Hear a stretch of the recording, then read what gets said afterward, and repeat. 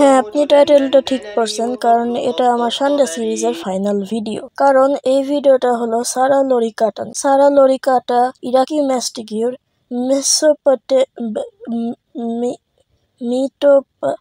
Messi অথবা Iranian spiny টেল। এটি সাইজে হয় 52 সেন্টিমিটার 20.5 ইঞ্চি। আর বাকি ষাঁড়ের প্রজাতিদের মতো এটাও আগামিডে পরিবারের একটি সরীসৃপ, কিন্তু এটি তৃণভোজী না, এটি একটি সর্বভুক প্রাণী।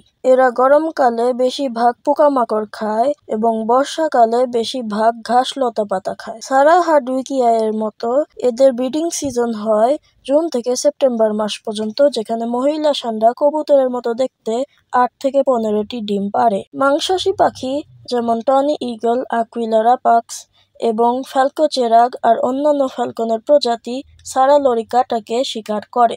আর মানুষও সারা লরিকাটাকে শিকার করে মাংসের জন্য। আর যেহেতু আমি আগের দুইটা ভিডিওতে তৃণভোজী এবং এই ভিডিওতে সর্বভুক প্রাণী নিয়ে কথা বললাম, আমার মনে হয় পরের ভিডিওতে মাংসাশী প্রাণী নিয়ে কথা বলা উচিত।